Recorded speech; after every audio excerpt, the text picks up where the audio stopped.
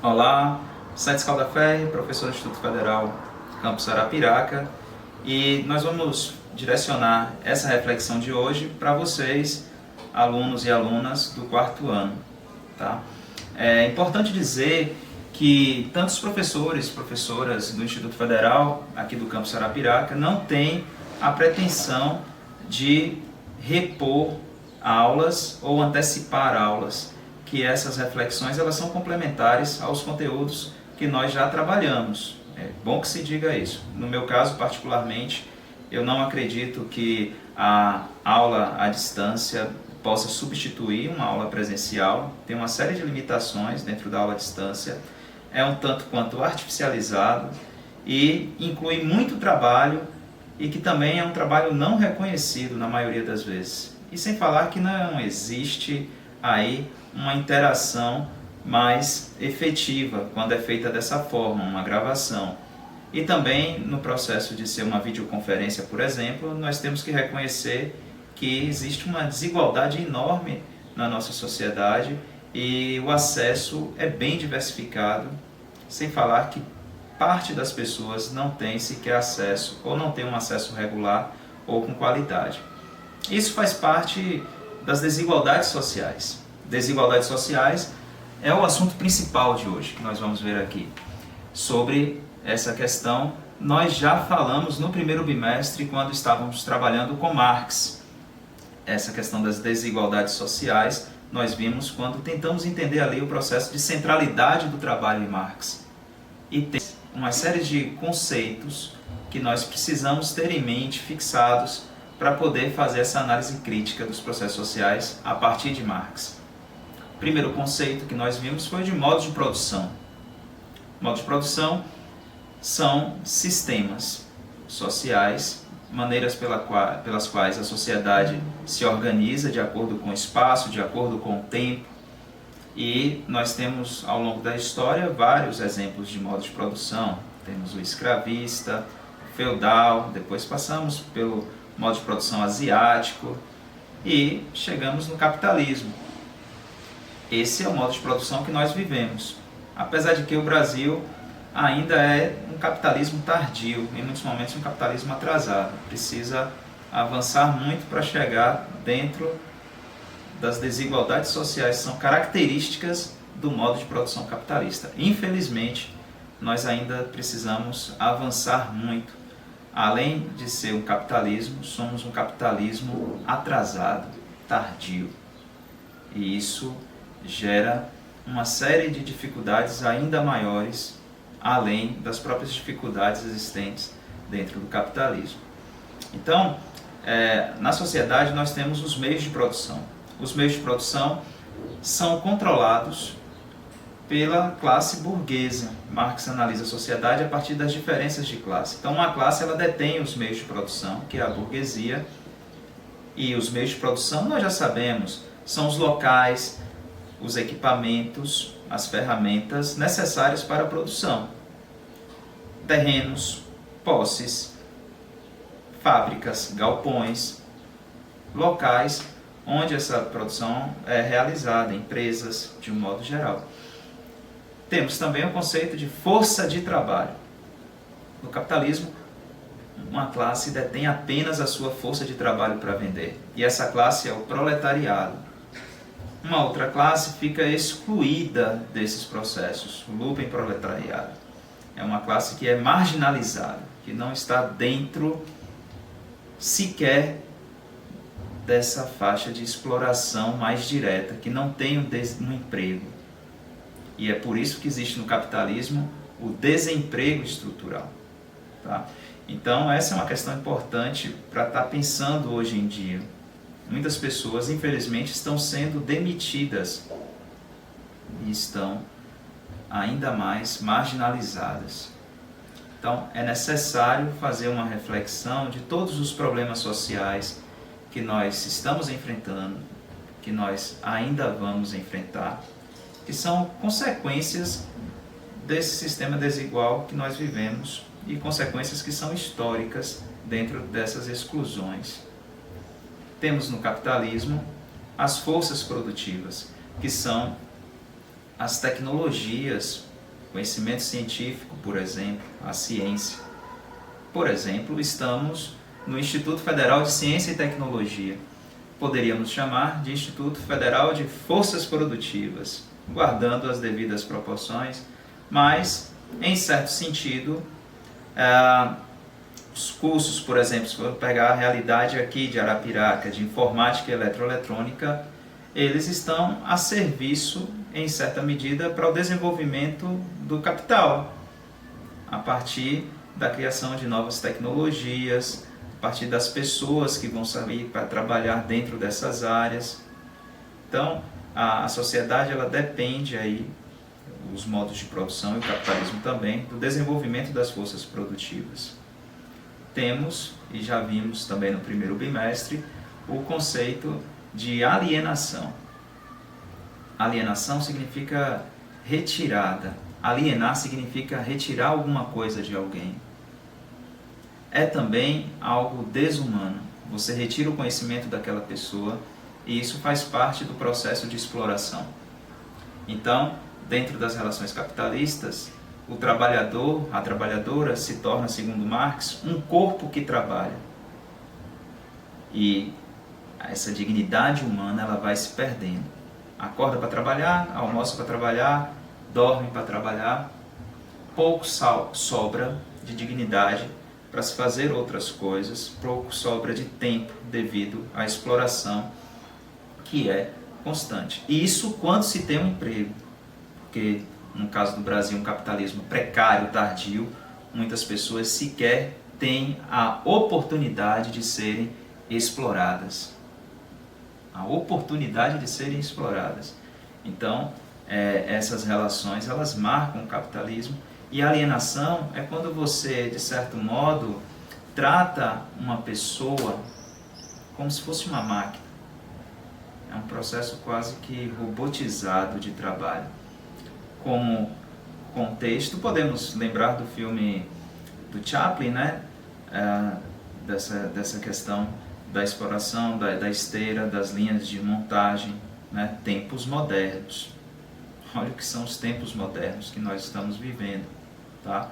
Então, é muito importante entender que dentro desse processo de exploração, de desigualdade que nós vivemos dentro do capitalismo, as pessoas são alienadas das suas condições elementares. E, de certo modo, existe um processo de desumanização dentro dessas alienações que nós vivemos no cotidiano. Além do conceito de alienação, nós vimos também o de mais-valia. Mais-valia significa excedente de produção. Tudo aquilo que uma pessoa produz na condição de trabalhador ou trabalhadora e que não recebe por aquilo que produziu. Temos dois tipos de mais-valia. A mais-valia absoluta, que é quando se aumenta a jornada de trabalho ou a carga horária, e a mais-valia relativa, quando se aumenta as tecnologias, aplicativos, quando se aumenta a quantidade de equipamentos e chegam outras tecnologias que, por vezes, dentro do processo de automação, podem fazer com que o trabalho humano seja substituído por máquinas. Ou, quando não, que pessoas operem máquinas sendo máquinas, devido à repetição de suas tarefas. Então, a alienação ela está diretamente relacionada com o conceito de mais-valia. É importante dizer isso. Todos os conceitos em Marx, eles estão intimamente relacionados, interligados. Além do conceito de mais-valia, absoluta e relativa, nós vimos também no primeiro bimestre o conceito de ideologia. Ideologia é a reprodução da visão de mundo da classe dominante, que é difundida, propagada por toda a sociedade. Então, as pessoas começam a ver o mundo não de acordo com aquilo que te faz bem de verdade, mas principalmente adotando a visão de mundo que, de certo modo, privilegia a classe que está no poder. Então, quando nós pegamos esses conceitos elementares, nós podemos fazer inúmeras reflexões utilizando desses conceitos. Isso é muito importante. Por exemplo, eu poderia falar da própria educação à distância agora, né? E vou utilizar esses conceitos. Eu estou aqui de frente para uma câmera, tem um valor que foi pago por essa câmera, tem um tripé e, de certo modo, eu tenho também, depois eu vou utilizar um celular que tem um potencial mínimo para se editar os vídeos e também tem uma capacidade de dados para poder enviar, um computador. São equipamentos básicos que nem todas as pessoas têm acesso. Sim, vocês aqui estão de frente para uma pessoa que é privilegiada. E nem sempre o capitalismo faz com que as pessoas se enxerguem como privilegiadas. É difícil de você se reconhecer como privilegiado. Então, eu sou uma pessoa privilegiada de acordo com aquilo que eu tenho acesso hoje em dia. Eu tenho acesso a um apartamento, eu tenho acesso a um silêncio mínimo, mas tenho. Eu tenho acesso a comida, ao que beber. Eu tenho acesso à internet. E no capitalismo, no Brasil, por exemplo, onde nós vivemos, muitas pessoas não têm nem acesso à água, nem acesso a uma casa, nem acesso à comida, nem acesso à energia elétrica constante. Como é que vai ter acesso à internet? Quantas pessoas têm acesso regular à internet? Uma internet que permita fazer uma videoconferência para se trabalhar uma aula à distância para todas as pessoas. Quantas pessoas têm o celular? Às vezes o celular não pertence ao aluno ou à aluna, pertence ao pai, à mãe. Ele utiliza daquele celular. E quando tem o celular, tem uma internet em casa e a internet se paga um valor menor, mas é um valor que permite uma quantidade de dados, só que na realidade o que chega para a pessoa é muito menos, a internet trava muito, não funciona, uma série de dificuldades. Então, um país que não oferece nem água e nem luz para todas as pessoas, como é que vai oferecer internet para as pessoas? E como é que vai se cobrar uma educação à distância de qualidade para essas pessoas, se o essencial básico não é garantido? Então, é por isso que eu não posso chegar aqui para vocês e cobrar esse conteúdo como se todas as pessoas tivessem acesso da mesma forma. Existe uma dificuldade de acesso e cada aluno ou cada aluna pode sim justificar a sua dificuldade de acordo com as nossas diferenças sociais. Nem todas as pessoas são privilegiadas. Eu tenho um emprego, sou servidor público federal e tenho acesso a determinadas coisas que a maioria das pessoas não tem. Eu não sou um burguês porque eu tenho que trabalhar, inclusive agora eu estou em atividade. Eu tenho que provar que estou em atividade e eu estou sempre em atividade, assim como os meus colegas de um modo geral, né? Então, eu não vivo do trabalho das outras pessoas, eu vivo do meu trabalho. Mas em se tratando de Instituto Federal, em terra de cego, o Instituto Federal, os professores ainda têm um olho, né? Então, em terra de cego, quem tem um olho pode ser chamado, tratado como um rei. O que é algo bizarro, porque nós recebemos o suficiente para exercitarmos o nosso trabalho e temos um mínimo de reconhecimento. E esse reconhecimento está sobre risco. O governo tem, como vocês sabem, aí via MEC, efetuado vários cortes para os institutos federais. Nós carecemos de estrutura, de infraestrutura. Existe desigualdade entre os professores dos institutos federais, de um modo geral. Nem todos e todas têm acesso aos mesmos equipamentos, à mesma formação, para poder trabalhar a educação à distância. Existe essa diferença. E como é que eu vou formar pessoas à distância se não houve um planejamento, um tempo suficiente? Eu tenho que sair correndo atrás de 30, 40 cursos que são ofertados gratuitamente e as características de cada disciplina. Então, existe uma série de impedimentos que às vezes não são levados em consideração e que as pessoas continuam reproduzindo esse discurso, tá? Por exemplo, trabalho não reconhecido, né? Mais-valia. Para elaborar esse vídeo, ainda que simples, que pode virar 30, 40, 50 memes, não me importo. Os professores não se importam com os memes, até acham engraçado de um modo geral. Para fazer esse vídeo todo precário aqui, ainda que eu esteja numa situação de privilégio, tivemos que gravar 3, 4, 5, 10 vezes, eu acho, para poder chegar nisso daqui. E talvez esse nem seja o definitivo. Antes disso, fizemos outras gravações em outras situações que foram descartadas, né, para tentar chegar ao mínimo de qualidade. Antes disso, foi feito um planejamento do que se colocava, foram feitos slides. Então, teve aí uma quantidade de trabalho e de tempo que não vai aparecer nesses minutos desse vídeo agora. Ainda mais, depois que acabar esse vídeo, eu vou ficar por mais 4, 5, 6, 7 horas editando esse vídeo, colocando algumas informações nele. E isso faz com que o processo seja lento, que demore, e nós sabemos que tem que ter uma seleção do que vai entrar. Nós chamamos isso de edição, para poder se postar algo com o mínimo de respeito às pessoas que estão assistindo, no sentido da qualidade, quando se tem uma informação sobre isso. Existem ruídos. Eu não estou aqui no estúdio, por exemplo. Existem situações que acontecem em que nós não temos como prever. A iluminação varia, eu não tenho luz específica, tem um cachorro agora latindo, por exemplo, e eu não posso parar esse vídeo porque eu já parei ele por milhares de vezes, eu já não aguento mais parar esse vídeo para poder fazer de novo. Se tivéssemos aqui numa videoconferência com 30 alunos e alunas, poderia ser que 10, 15 com seus dados móveis tivessem sem acesso já, e eu estivesse falando só para 15 dos 30.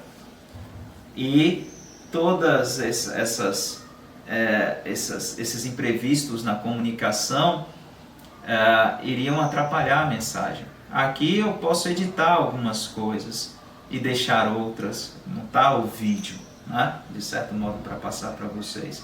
Mas existe mais-valia, existe excedente de produção. 80% do meu trabalho aqui, ainda que ele seja reconhecido no plano de atividades que eu tenho que enviar para o meu coordenador, ele não será visto. Então, às vezes, só se enxerga o professor pela aula que ele dá, a professora pela aula que ela dá, e não se enxerga todo o antes, todo o durante e todo o depois. O suor com sangue não se enxerga. Então, é preciso que se reflita sobre essa questão do trabalho docente também, dentro desse processo da educação à distância. E com isso nós estamos aplicando esse conceito de mais-valia, tá? Eu poderia aí dizer que existe uma ampliação da minha jornada de trabalho por todo o trabalho que não é computado, e existe também, e aí é uma das grandes críticas, né, a mais-valia relativa. Na primeira, quando aumenta a jornada de trabalho e não é reconhecida, é a mais-valia absoluta. Na segunda, a mais-valia relativa, quando existe aí a possibilidade de você substituir professores por equipamentos, por aplicativos ou por inteligências artificiais. É claro que você não vai terminar com o trabalho sempre vai existir, porque uma pessoa vai realizar um trabalho morto para substituir outras pessoas que estão ou que estavam realizando o trabalho vivo. É importante pensar sobre isso, sobre o processo de mais-valia. Existe nessa atividade que nós estamos fazendo aqui agora. Não é porque eu sou um funcionário público que não existe mais-valia. Existe mais-valia. E nós sabemos que o público é um disfarce em Marx. O Estado, ele está a serviço da classe que domina, disfarçado de coisa pública. Não é à toa que se fala tanto do FMI, das dívidas que cada país tem, e o Brasil, além de campeão das desigualdades, é campeão das dívidas. Seu bisavô nasceu devendo, seu avô, seu pai, você, seus filhos, seus netos, uma dívida eterna, mais do que interna ou externa, é uma dívida eterna. Então, essa questão de ser governado por bancos na prática, e o Estado fazer essa mediação, e o nosso líder, que não é mais do que líder de 25% das pessoas, no Nordeste não chega nem a 15%, 20% no máximo, né? Essa pessoa que está aí irresponsável, tomando uma série de medidas que vão de encontro à Organização Mundial de Saúde, que depois, tomara que seja responsabilizado pelos crimes que está cometendo, se diz presidente do Brasil, fala muito de desemprego, de economia, e esquece de enxergar a tragédia humanitária que nós estamos vivendo. E quando se fala de desemprego, de economia, se utiliza como desculpa o trabalhador, a trabalhadora, o desemprego, que está pensando no bem das pessoas de modo geral, mas na realidade está se pensando na redução dos lucros das empresas, né? E está, de certo modo, aí utilizando de um discurso que não é a realidade de preocupação com as pessoas. Quando um trabalhador, uma trabalhadora reproduz esse discurso das empresas e que reproduzem o medo de ficar desempregado e desempregada e não se enxergam como as pessoas que são responsáveis pela produção de riqueza no Brasil, na verdade, os trabalhadores e trabalhadoras, estão reproduzindo uma visão de mundo dessa classe que é dominante.